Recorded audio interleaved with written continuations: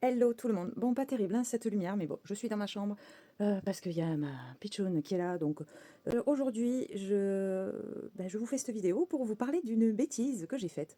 Alors, une bêtise, c'en était pas une à la base, et c'en est toujours pas une, hein, je plaisante quand je dis ça, mais concernant le tatouage. Donc, je vais vous mettre des photos dans cette vidéo pour que vous puissiez vous rendre compte.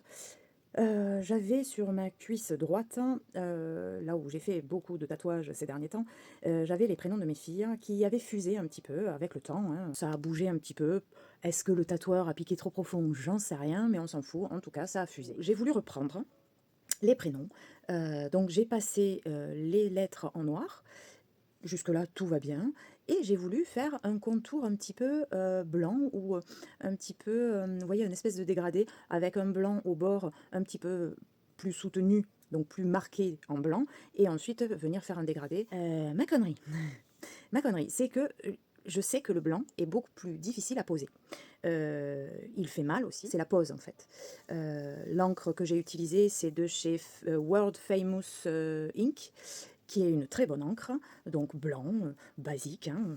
J'ai vu la technique pour poser le blanc, donc je me suis entraînée. Mais j'ai pas fait ça, bien évidemment, j'ai pas fait ça à un endroit qui ne se voit pas. Non, bien sûr, j'ai commencé, après avoir posé le noir, j'ai commencé à poser le blanc, mais sur le prénom de ma fille, de la petite, que j'ai sur le dessus de la cuisse. Des fois, je me fatigue, mais vraiment. Donc, comment dire, je me suis... Alors, j'ai fini par celui de la grande, hein, le deuxième prénom du coup. J'en ai mis un petit peu dans un des papillons que j'avais fait il n'y a pas très longtemps, j'en ai mis un petit peu. Je me suis rendu compte que c'était quand même très rouge. Bon, après je me suis dit, je viens de le poser, ça va. Par contre, sur celui de ma pitchoune, je sentais que ça avait chauffé beaucoup, beaucoup, beaucoup. Je pense que j'ai trop, trop, trop insisté. Et je pense que je me suis blessée. Plus que de raison. Normalement, c'est du superficiel, hein, on est d'accord, en tatouage, avec tout ce que je me suis fait sur moi et même les personnes que j'ai déjà tatouées.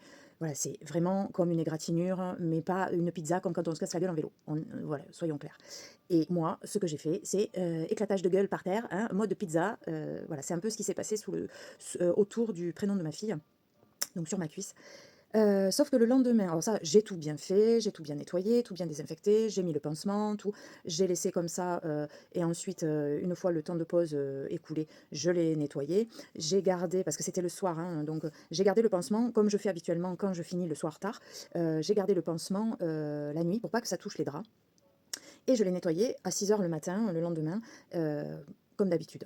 J'ai laissé à l'air et ensuite, une fois que c'est bien sec, donc généralement je laisse toute une journée sans rien dessus, et ensuite j'y mets une crème cicatrisante à base de de beurre de karité, d'huile de coco, d'huile essentielle, hein, et compagnie. Vous le savez, je vous en ai déjà parlé. Et là, le vendredi, donc ça c'était le jeudi, donc jeudi dernier, et le vendredi, donc jeudi, et le vendredi, j'ai tatoué une amie.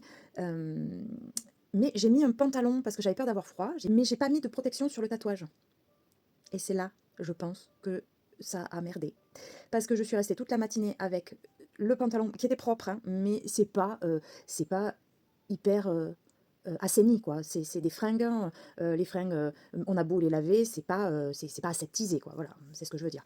Donc j'ai gardé ça toute la matinée et le reste de la journée, mais je suis restée sans bouger la matinée à tatouer mon ami, et je pense que c'est là, comme je vous disais, que j'ai chopé, je pense avoir chopé une cochonnerie dessus. Donc je vais vous mettre la photo, là, je sais pas où, hein, où je vous la mets en grand comme ça, et vous allez voir ce que ça donne. Alors j'ai pas pris des photos dès le départ parce que je trouvais qu'on voyait pas bien, justement la lumière et tout, c'est jamais la réalité.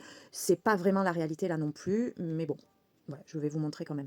J'ai discuté avec mon tatoueur, je lui ai expliqué les symptômes que j'avais très mal quand même, mais comme c'était frais, bon, le samedi quand je lui en ai parlé, c'était frais, et de 2 jours, hein, 2 jours ou 3, il m'a dit: «Non mais bon, si tu y allais comme une bourrine, c'est un peu normal que tu aies mal, sûrement que tu vas croûter, tu vas avoir une plaie, mais t'inquiète, c'est peut-être pas en train de s'infecter. Au pire, tu y mets de la fusidine dessus, tu désinfectes avec la biceptine, tu y mets un petit peu de fusidine, chose que je n'avais pas, ni la biceptine non plus pour désinfecter. Donc j'ai désinfecté en attendant euh, de pouvoir aller à la... Mais c'est le dimanche que je lui en ai parlé, parce que sinon j'y serais allée le samedi. C'est le dimanche que je lui en ai parlé, et donc j'ai attendu le lundi pour aller à la pharmacie et m'acheter de la biceptine en savon, donc un antiseptique lavant, et j'ai demandé de la fusidine. Et qu'est-ce qu'elle m'a dit, la madame? Elle m'a dit non, c'est un antibiotique, je ne vous donne pas de la fusiline. D'accord, bon, mais qu'est-ce que je fais? J'ai super mal, c'est très très rouge, le blanc qui est jaune, parce que je sais qu'à la cicatrisation, il me l'a dit, le blanc fait un petit peu jaune parce qu'il y a la lymphe hein, qui se mélange avec l'encre, hein, ou au-dessus du moins. Euh, mais bon, il n'y avait pas d'écoulement plus que ça, mais j'avais très mal quand même. Donc ben, j'ai appelé mon médecin, quoi, un médecin, parce que c'est la galère. Dans le Gers, c'est la galère pour arriver à avoir un médecin en urgence.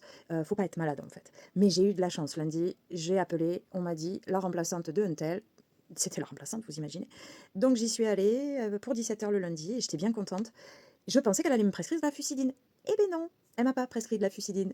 Elle m'a donné, parce qu'elle ne connaissait pas aussi, elle m'a dit qu'elle était pas spécialiste dans le tatouage, et que au cas où, vu comment c'était rouge autour du tatou, vu c'était quand même chaud, la couleur de l'encre, bon, pour moi qui était normale, voilà, elle m'a dit je prends pas le risque de vous laisser partir comme ça, juste avec une pommade, je vous donne un traitement antibiotique pendant 5 jours, par voie orale. Alors déjà que j'ai mal au bide, je vous dis pas, je suis super ravie. Mais bon, au moins ça m'a rassurée. J'ai commencé le traitement du coup lundi soir. J'avais un peu peur parce que c'était un antibiotique que j'avais jamais pris du tout. Et bon, au final, j'ai pas fait d'allergie, heureusement, parce que je fais une allergie à Oroken, qui est un antibiotique que j'avais pris plus jeune pour les oreilles, et j'avais fait une allergie. Donc bon, celui-là, je vous mettrai la boîte, hein, la marque, voilà, le nom de l'antibio, mais ça a l'air de fonctionner. Est-ce que c'est vraiment l'antibiotique qui fonctionne? Est-ce que c'est le nettoyage et le protocole de récupération que je fais qui aide à la cicatrisation et du coup qui a aidé à baisser la douleur et les rougeurs? Peut-être, je ne sais pas. Vu que j'ai fait les deux en même temps, dans le doute, hein, j'ai préféré prendre l'antibiotique même si j'ai mal au ventre. Jérémy, mon tatoueur, m'a dit que lui, il l'aurait pas pris, mais que oui, si le médecin a des suspicions, voilà, bon, au cas où. Parce qu'au final, c'est qu'un croûtage, comme si on s'était pété la gueule en vélo, hein, on est d'accord. Mais voilà, j'avais vraiment mal, même quand je marchais, j'avais vraiment mal au niveau de la cuisse.